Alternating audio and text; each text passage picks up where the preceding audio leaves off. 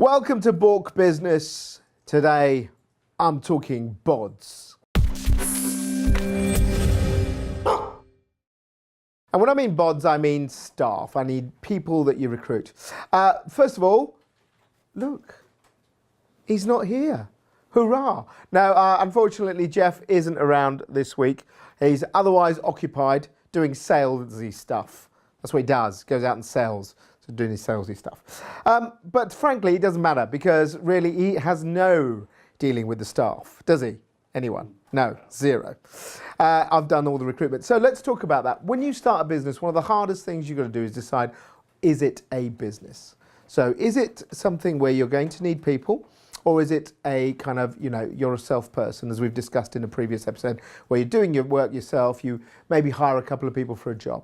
And when I started, that's exactly what I did. So my first business was my own company, and it was just me. And what I used to do was I'd go and pitch for work with people like the BBC and Sky, and it was mainly broadcasting work, but also I did some stuff with commercial companies, which is how I got into the corporate world. And once I did a bit of that, you'd send a job and they say, oh, can you do some media training, or could you create a video about something? And so the first thing I'd do is do the classic thing that you probably all do. You ring up your network. So I'd ring up the people that I knew at the BBC, my old friends there, and say, look, can you do this job? How much would it be? And this was a very tricky thing. This is quite an interesting one. It is about how you negotiate with friends, because you start off when you're, unless you're like the Alan Sugars of the world and you're out there, as we said in previous episodes, and you're doing it, most of us will have had a career. We'll have had a career where we've learned our jobs, we've learned what we're doing, and we would have met people who've become our friends and we would work with them. And then you decide to go on your own and you start off. And the thing you do is you, as I said, leverage your network. So ringing your friends up and then saying to someone that you've worked with and you've both been paid by someone else in the past, and then suddenly it's coming from your budget. That's quite an interesting conversation. So I'd ring up some of my friends at the Beeb and say, look, got this job where I need you to bring do the filming for me, and then there's this edit. And I wasn't very good at editing in those days, so I used to sort of hire and think, you know what, it's much easier to get someone in. And in some of the jobs I needed to get a sound man. And it's, what is someone worth? And that's one of the first things that I think you have to work out, which is you work with your friends and you say, let's do this job. And there's what they would charge, a big company normally, and then there's the mates rates thing. And the mates rates thing is probably something that you try and leverage, but also you've got to work out whether that's what is right for what you're trying to do, and also whether it works for the client that you're working for. So the client might say they hire you, which happened to me, and they say, I want you to make this video, and this is the delivery date, and this is what it is. And the budget was really tight. So I then had to make a decision. Do I go and hire the people that I know would make a really good job, but I then get less money? Or do I hire them and ask them to work for a lot less than they normally would? Or do I say, actually, what we do is we go out onto the market? And generally what I did was I sort of did the middle one. I sort of said to people, look, I didn't really do the full middle one. And so I had to survive, so you've got to make money for yourself. But I used to say, look, you'd normally charge me, say, 700 a day. Can you do it for 500? Yeah, and work around that way. And I think that is the first thing that you have to do, is learn to negotiate with your friends and your network when you're trying to get people to do the jobs. The joy of that kind of working when you're working for yourself is really simple, because you just deliver. You deliver to a client. So in my world, it was basically I went, did a film shoot or created a video. I sat with whoever my colleague was, created the product, took it to the client, did a review, and done and dusted. So I never had to manage my friend. I never had to say to them, look, you've got to do this and do that and be here at this time and what you're doing, because it was a one-day job or a two-day job or even a week job. So when you're doing that kind of work where you're bringing people in freelance, things are a lot easier. The disadvantage is that obviously you have to pay them at a higher rate, because people are just doing a job and they're not being hired by you ongoing. So there's no consistency or permanency, which people obviously need. But the benefit is you just literally work in a way that's simple and straight, which is, this is one contract, here it is, do it with me, don't have to worry about any other stuff. So that was it, and that's the way I'd been working. And then when Geoff and I started our first company, On Message, we pretty much did the same thing. So we worked in a sense where we were the only real employees, and we'd bring in freelance people as and when jobs got on. That started to change as we start to realize that actually, once you start getting more and more clients, you need to be able to deliver regularly. What is the biggest problem? Have you got a bod to do it? So you might get a job that suddenly turns up and someone says you need someone to do it tomorrow. And you ring your network and they're all busy. And we were starting to find that more and more and more. So you then realize what you do need is to recruit people yourself. So when we started to move towards that phase, with On Message in particular, we realized that we had to make a choice. Now this is a choice that I think a lot of companies have, which is, what do you do? Do you go and recruit? And it depends on your business, obviously. Some businesses you could consider low skilled, and you say, you know, and it's no kind of denigration on people who do shop work, but you can say you can get someone in, say do some shop work, or, you know, bust some tables, and it doesn't require a lot of skill. I personally think it does, because I've never tried to balance any plates on my hands, and I don't know how people do it. But you know, you could see that you can have high turnovers, the muck job they call it, where you get someone in, you say, right, here's minimal training, in you go, you do it, and you don't expect them to stick around for that long, but there's a high turnover, and you just keep getting people in to do that sort of work. You don't have to give them much responsibility, you know what they're going to do, they're going to do it for a certain job, for a period, I mean, and you just basically say, yeah, fine, that's done. What we were going to do is something very different, because we were in the TV game, and in the TV game and any other occupation, we've got a neighbour in one of the office blocks next door to us who's in IT, and he's been struggling for years about whether to get the right staff, because you've got to have people who have got the ability to do what you need, and that's a high skill thing, but then you've got to work out, can you afford to pay them, you know, without sort of, you know, when you're starting off, that hardest period is when you start off. How do you make sure that you can run the business, you know? So I had a chat, I remember chatting to some of my BBC colleagues and mates, and I was saying, I don't know what to do here, because obviously I need people, but I can't afford that rate, because otherwise there'd be no money. And an example of this, Geoff will remind me, we did one job for a client where by the time we had paid for the cameraman, we had a sound man, we had to go and get it edited, and we had to pay for expenses, etc. to get there. I think at the end of it, Geoff and I made 20 quid each. What was the point of that? Yeah, it took us, I think it was 3 shoots over a period of a week and a half, and it was basically 2 weeks' work for 20 quid. It was stupid. It was ridiculous. But it was because I was struggling with saying, I need that kind of quality that, you know, will get me the work. And how do I get that unless I use the people I know? And a friend of mine had just left the Beeb for a sabbatical, and he'd gone over to Australia. And he found it very different there, because he was a highly skilled camera person, but he couldn't get work in Aussie because they had this whole thing about, you know, they hired Aussies or whatever. But he did see something which he said was interesting, and that stuck with me, which is they had a model where they got young people in and they trained them up. And so I then had this thought, right, if we're going to do this business, there's only one way we can really survive. And it is a very difficult one, which is to take young people and train them up. So we went looking for young graduates initially, but we've had several non-graduates. And I don't really give a stuff about whether someone's a graduate or not, but it's really about whether they've got the aptitude for the job. And our first hire was for a camera editor person, because I knew that was a skill base that we didn't have. And that's the thing you've got to look at, is when you're hiring someone, what are you hiring them for? You know, are you hiring them for your ego? Oh, I want someone to help me out. No, they should be someone that's vital for your business. Now, you could say at the time that we made that first hire, I could have done it myself. But for the reasons I was saying, where work was coming in more often, which is great, you know, if your partner's making the sales, as Geoff was, you've got to deliver. And if there's only one of you, you can't be doing that. Plus, my skill base was okay, but my job was really as a, you know, as a journalist, and I'd learned the camera work and the editing as a side thing. So we then decided, I'm going to hire someone who can do that. And our first hire was Simon, who has gone on to big things with Spielberg and other people. So hello, Jay, if you're watching.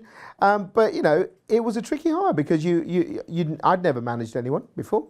All I'd ever done is work in sort of small teams in the BBC. Geoff certainly hadn't managed anyone, couldn't manage himself. And so you ended up basically thinking, right, you're going to hire someone who'd just come out of uni, found them through the sort of government graduate talent pool, and we had no money.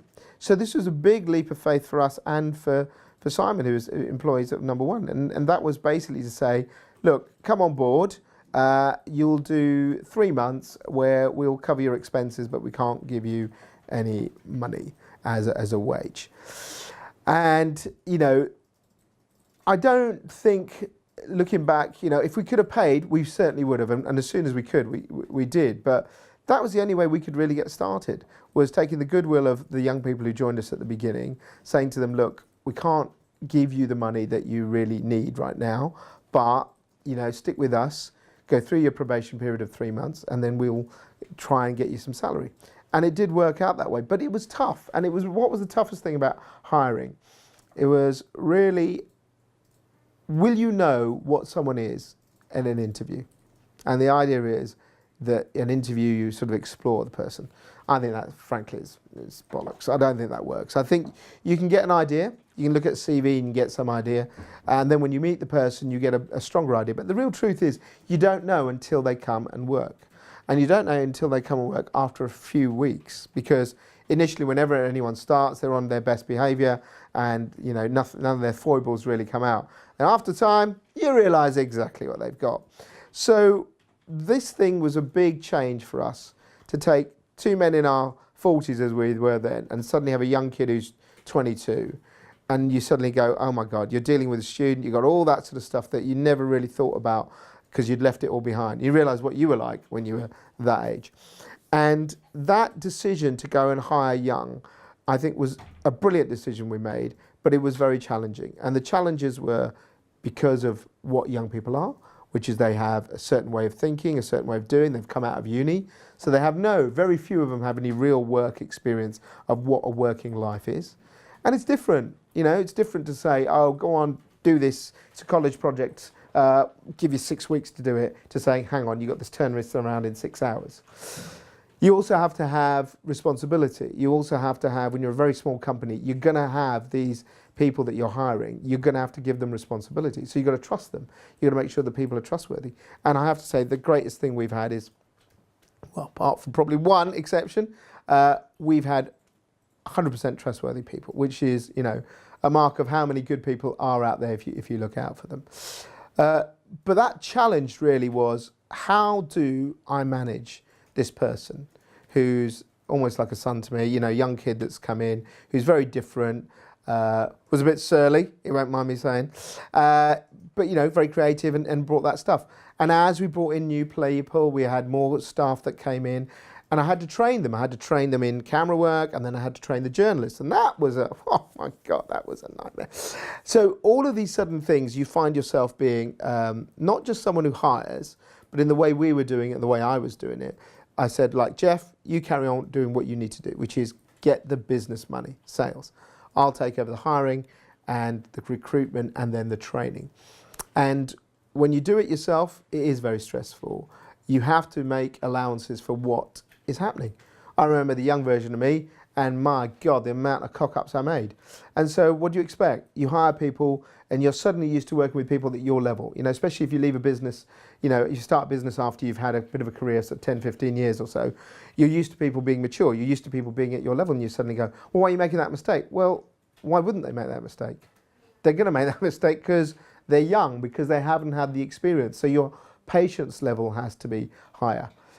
Things that I struggled with were behavioural issues. Behavioural issues were big ones. There were many incidents I can't even go through.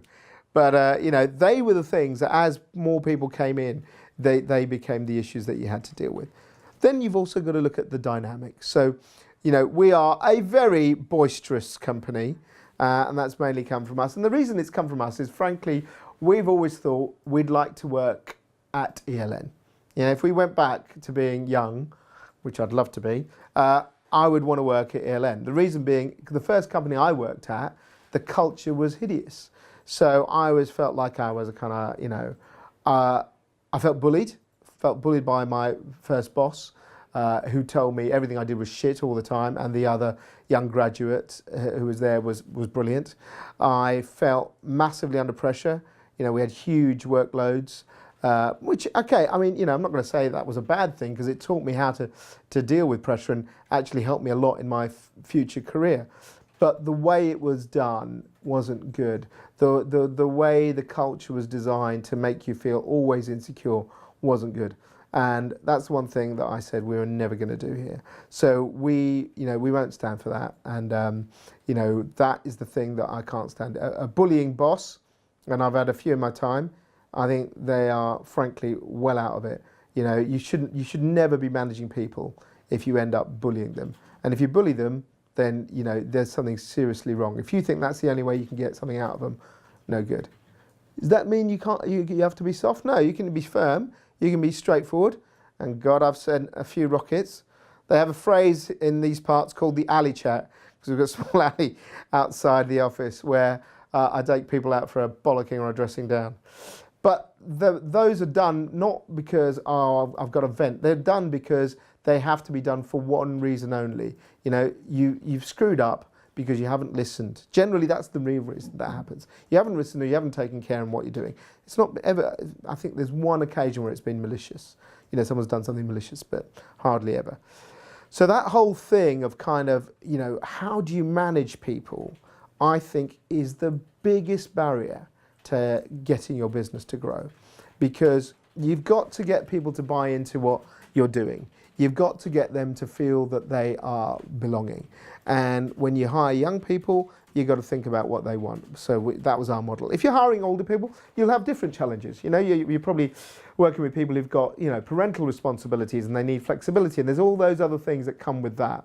But, you know, I can only talk about what we did and we've continued to do. And I feel a bit like a sort of a, you know, a crap version of Alex Ferguson, but we've had several incarnations of teams here at ELN. Apart from one consistent bedrock, which is Pri, who's been absolutely brilliant and, you know, been with me. But, you know, the journey that she's been through has been incredible, hasn't it, Pri? Yeah. She, you know, she came in here, didn't say a word, and now they all quake in their boots when she turns up. So there's the thing. No, but people grow, and, you know, we've always had the other thing. When you take on young people, you have to take the thing that is the hardest thing is, I think, is adjusting to how they feel things are.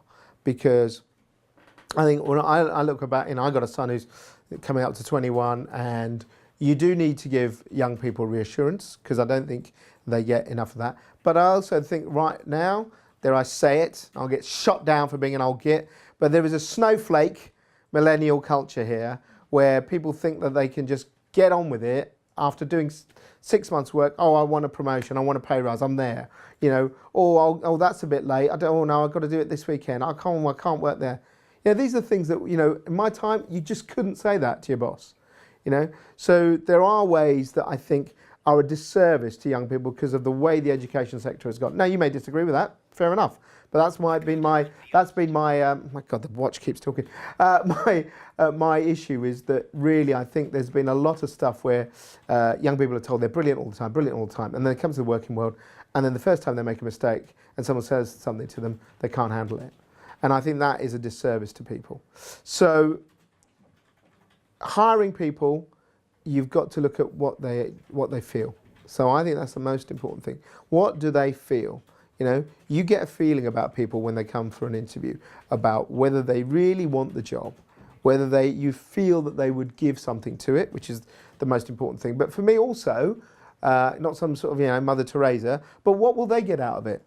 You know, when I hire people, I always think, what will they get out of doing this time with us? And, you know, we want them to stay as long as they can. And most people, we've been very grateful that they've spent, you know, on average about 3 years with us, and sometimes far more. And, you know, that's what you want, because it takes time when you've got young people, particularly. But I think with any staff, it takes time to, A, get to know them, and then to find out how they basically develop in their roles. So for you to train people, I always say to anyone who comes on, give me 3 years, right? Because it'll take me 3 years to get you to a level where you're skilled up, you've learnt the things you need, and then if you want to go, you go. You know, we've never stopped people, and that's the thing that you've got to realise is that your staff are your business. Without your staff, you have no business. Well, that's not strictly true. You can, as I say, you go back and you can downsize and go back to yourself, but that depends. Is that the kind of business you really want to run? Which is fine. Some people say to me, are you mad? Never have any staff. And they run very successful businesses. They just work on a kind of freelance pool and they use them as and when. That's for that. For me, no, I love it. I love coming to the office. I love the fact that we have banter. I love the fact that we've got loads of people. And the great thing about, you know, going back to, you know, not some crusade about hiring young people, but they come with something different. They come with different ideas all the time. You don't have to agree with all of them, but the main thing is, I kind of feel it's a bit like, you know, provided you give them a railway line, so you say, these are the parameters, then you should go. And in small companies, the great thing is you can say to people, go with ideas. You know, when you work in big companies, and I think this is the big culture problem that small companies have when they're trying to aspire to be big, is they go, oh, you do this and that's it. So if you're just doing video, that's all you'll do, right? Well, why can't they do some reporting? Why can't they do some writing? Why can't they do event work? Why do you have to do one thing? I used to hate being pigeonholed. When I joined the BBC, I was seen as a researcher, and we had a reunion just the other day, and someone went, oh yeah, you're the researcher that made good. No, I ain't. You know, I did the research, then I moved on to reporting, then I moved on to producing, then I moved on to presenting. I did loads of different things. And big companies have this thing that they silo you, they put you in something. And I think that the advantage for young people to go work in a big company is that, you know, you're going to probably get more money, you're going to get, you know, certainly better working environment. And, you know, it's that kind of kudos, hey, I work for an Apple or I work for whoever, et cetera, et cetera. I think the big fault with big companies is they don't see them as humans. And that, I think, is the thing that you know, you can give as a smaller company. A couple of issues with staff. Well, obviously discipline. That is a killer. And we've had to fire people. And that isn't easy. But it's, you know, it's a bit like that James Bond movie, Casino Royale, where he does the first kill and he says, oh, it's really, really difficult. And then the guy says, how was your second one? He says, well, don't worry, your second will be much easier. And then he just shoots him. And it's true. The first one was hard. And funnily enough, the person that I had to sack was actually one of the older people that we'd recruited. And that's the other funny thing. Maybe it's to do with us, but in this office, generally the people we've had have all been in their early 20s and they've obviously grown up with us. When we've hired older people, they haven't worked out. And I wonder why that is. Is that because of our failing? Maybe it is. Maybe we create a culture that it only works for younger people. Or is it because many of them come with so much of kind of what they think they have that they find it harder to adapt to a smaller company mentality. Anyway, this person crossed the line, and I knew and Geoff knew that we had to get rid of the person. And, you know, I did worry about it. I'll be brutally honest, I lost sleep over it, because whatever you may think, even though this was a really open and shut case about what happened, and there was no way this person could stay due to their actions, you do realise this is someone who's got a job, they have, you know, responsibilities, this person had a child, there's all these things, and you sort of do have a think about that. But at the end of the day, that is the hardest decision you make. Hiring is easy because you go, I'm going to give you a chance, I'm going to work with you, you're going to help this company develop you, we're going to work together. Firing is completely different because you're saying to someone, you haven't worked out, and you haven't worked out for this reason. And that, I think, again, you know, I haven't done any HR stuff, I haven't done a kind of psychology degrees or any of that sort of stuff, and frankly, you don't need it. You just got to know, can you be empathetic, and you've got to do it. But there's a line between being kind of empathetic and you still have to do the deed. And, you know, there's been several since then where we've had to get rid of them because they weren't functioning, they weren't doing the job.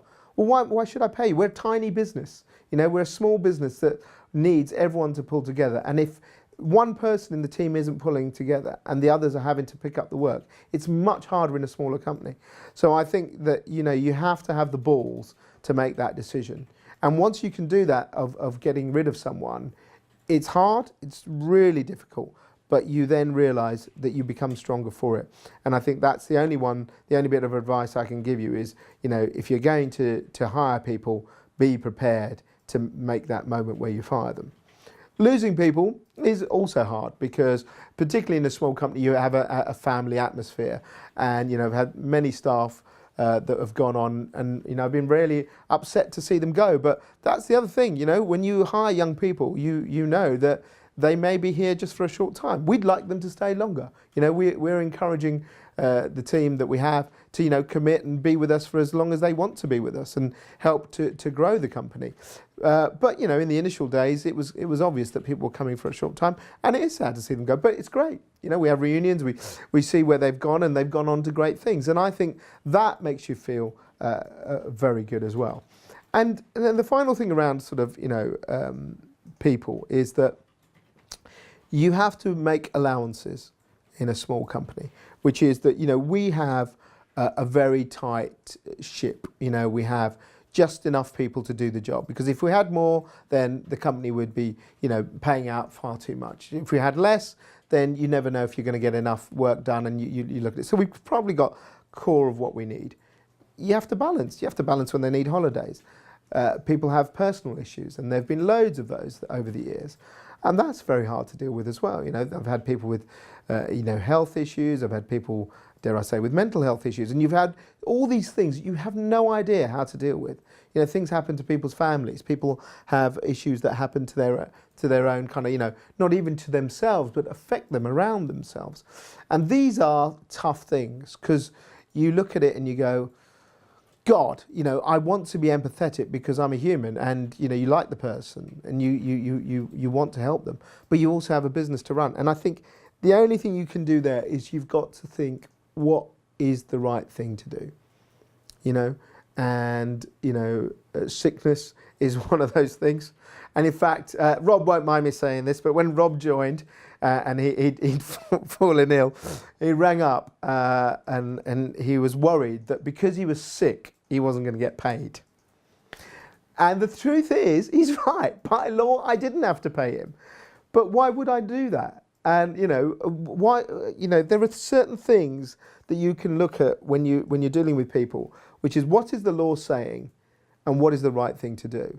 And the law says that you don't have to do things like sick pay. You don't have to give people certain rights. You just have to give them the statutory rights. Yeah, when it comes to redundancy, there's a statutory rules. Same with maternity cover, all these things.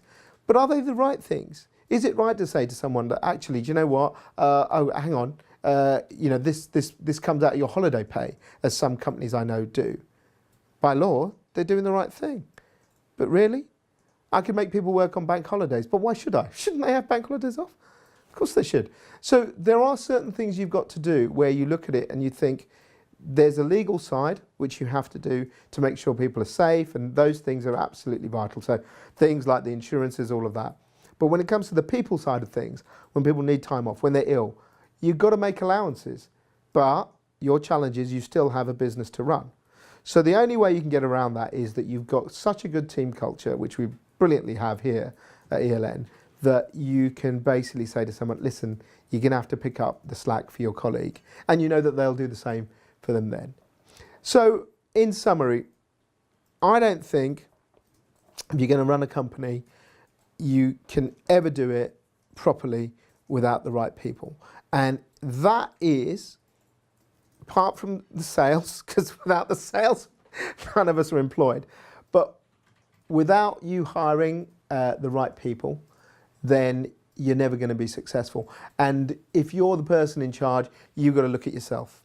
And also you've got to decide, are you the right person to hire people? Geoff won't mind me saying, he's not. I've always said Geoff's a bit like Roy Keane. He basically, if Roy Keane, if you know Roy Keane, is the footballer, he used to play for Man United. He used to play for Nottingham Forest as well. He's the sort of footballer who would like hit a pass, and then he tried to be a coach, and he'd land a pass 60 yards, and then when his players at the lower levels couldn't do it, he'd go mental. Why can't you do that? Geoff's a bit like that, which is get this done and do it. You've got to be patient. So if you're going to recruit people, make sure you are the person who can recruit people. How are you able to do it? And I'm not trying to boast or say anything. I just kind of have fallen into it. And I've learnt as the years have gone on. You know, we've been running a company now for 9 years. So you learn how to deal with people. And it's very hard. It's the hardest thing you ever do is deal with people. So, but don't do it. If you're not a person that can get on with people, you haven't got that emotional intelligence, then you shouldn't do it at all. Stick to running a business where you just hire people in and you just do them as a sort of commodity buyer. But if you find the right people, boom, what more? As I say, mic drop. What more do you want? That's the way to do it. So that's about it for this episode. Remember, get in touch with us. Hit the subscribe button. I've tried to do the, what's it called? The dab, but I've failed at that. So I won't even bother, but I will say, keep watching, keep subscribing to Bork, and we'll see you very soon. Subscribe to Bork, follow us on social media, and all the other bits you all know.